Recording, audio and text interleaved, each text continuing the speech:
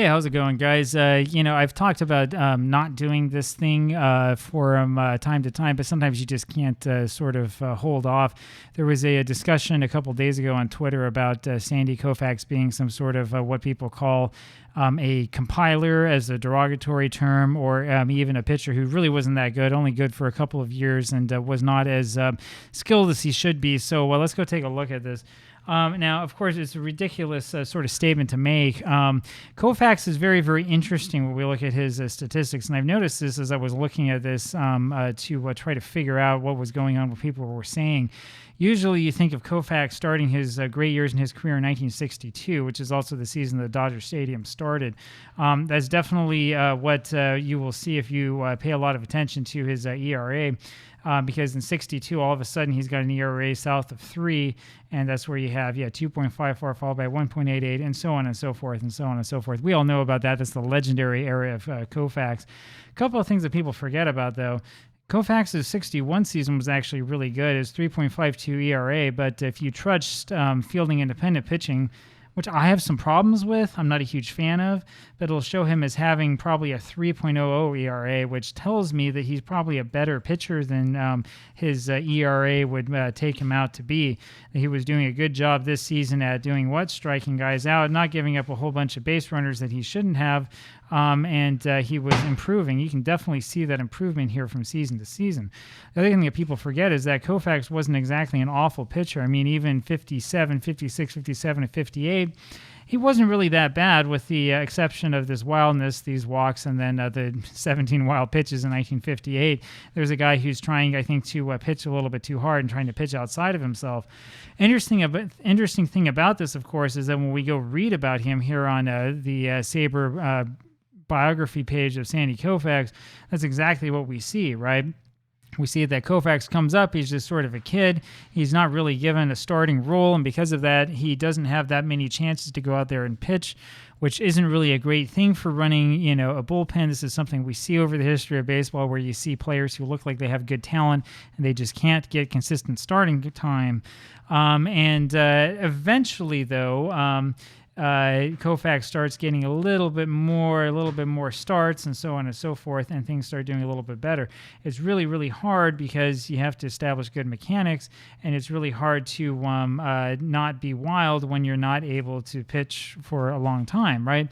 Here it says it's a vicious cycle. Koufax couldn't pitch until his control improved, but of course, the less that he pitched, the worse his control became, right? And so, while in Brooklyn, it says he considered himself to be more of an arm than a pitcher, which is potentially true. But I mean, that's one heck of an arm in 1957, where you're striking out over twice as many as you walk. This is a pretty good season, I would submit. And again, FIP, as much as I hate it, shows that he probably had a good season and had a little bit of poor luck because of defense behind him. Now, I'd argue that defense is not fully a luck thing. Pitching and defense are actually together, but that's a different video. Koufax, and the interesting stuff happens here later on in his career. They're talking about this before 1961, where, let's see here, the Norm Sherry suggested Koufax on a bus that he ease up a little bit, that he stop throwing so hard, and instead of trying to kill everything out there, doing the thing you see today with guys throwing 100 miles an hour every pitch, instead you should pitch and you should sort of stay within yourself and try to get guys to swing at the ball and hit it, and so on and so forth, right?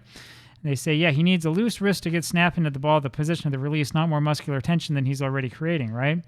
Or even better, why not have some fun out there? Don't try to throw so hard and use more curveballs and changeups. Right? Knowing the kind of curveball he had, of course. And so what happens is he uses his mind and uses the psychological aspects of this game to fool batters. And you can read more of this here. He starts fooling batters to look for a different pitch, which is something that has been known in baseball since the late 19th century as being something that works well, right? Don't think of the hitters at all. That's what Satchel Paige will tell you. Don't put too much mental strain on yourself. Focuses on retiring the average hitters instead of trying to get out the best opposing batter, which is another good thing to worry about. That reminds me of watching the NBA Finals back in the late 90s when my team, the Utah Jazz, were in it, and you're playing against Michael Jordan and the Bulls. And the strategy we used to talk about is, hey, instead of trying to stop Jordan from getting his 40 to 50 points, let's let Jordan get his 40 to 50 points and stop the rest of the supporting cast. And when they did that, that, you at least had a chance to win. Didn't work every time, but you're not going to hold Jordan to 10 points or 12 points or whatever. It's just not going to work, unless you've got the old Detroit Piston bad boys on your team. Again. To be at his best in the 2 days before start, Koufax abstained from any activity that might interfere with his performance. Okay, so whatever. And then there's a couple other things that he would do, including holding a ball with his fastball and curveball grips when he wasn't pitching to try to strengthen his muscles, right? Which is probably the opposite of what they tell you today. Never throws a slider because it hurts his arm. Yeah, don't throw a pitch that hurts you. Duh. He pitched from atop the rubber instead of right in front of it. You have to go look at video to see that. Apologies, I haven't done a lot of research, and that maybe later we'll create a video where we look closer at video and see if we can see this. And then try to establish the outside half of the plate with a fastball instead of throwing in on the inner half of the plate, which is something that worked for years, really until you started to see players become real beefed up and start wearing that body armor to allow them to get closer into the plate to hit that outside pitch. So Koufax would probably have a hard time with Barry Bonds. That was what it was. A lot of this stuff that they're talking about here, that was mental, and that's part of the point, right? A lot of what happens in pitching, a lot of what happens in the game is actually mental. In other words, it's not all about velocity, and it's not all about spin rate, right? All this stuff that people are trying to push for, trying to push your body this way and that, is just going to blow you out and will result in careers that don't last that long. You need to get away from these physical aspects of the sport and instead think about the mental aspects. And that's the thing really that made Sandy Koufax such a great pitcher, right? So I wanted to sort of talk about that briefly because, we can talk about numbers this way and we can talk about numbers that way, but what we often forget when we're talking about our numbers is that the game was actually played by people. There really is a strong psychological aspect to the game of baseball. If you haven't read it before, you really need to read the Thinking Fan's Guide to Baseball, or the New Thinking Fan's Guide to Baseball by Leonard Coppett, where he goes deep into the psychology behind the sport, especially talking about the psychology behind it from the position of the batter who's scared to death of being killed up there, right? You ever wonder why Don Drysdale or Bob Gibson would establish reputations for being willing to put the ball in the player's ear?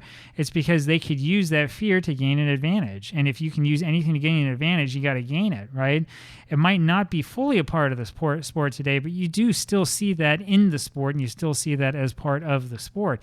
That's very important, and the more that a pitcher can use that, the more a pitcher can maybe lay off a little bit and not kill his arm and have a little bit of longevity. So anyway, there you go. There's my opinion on this. Again, apologies. There's not really much of like here's where the stats is wrong aspect of this or anything like that. The statistics will tell us part of the story, but it's really the human aspect that tells us another part. The truth is that pitching in baseball is less about going up there and striking everybody out, and it's more about pitching with your team, trusting your teammates, and trying to stay within yourself, and especially trying to do that in a psychological sense. And unfortunately, a lot of the people that we have who comment on the game, especially on awful places like Twitter, completely miss that point, right? The point is that there's a lot of psychology that goes into this, and having success in baseball, just like having success in the rest of life, is very much about trying to figure out what your niche is and trying to play to your strengths and trying to do what you can to either make your weak points get a little bit stronger or trying to stay away from them. And that's how Koufax had his success. Anyway, we'll talk to you more tomorrow with more commentary about random things. Talk to you then. Bye.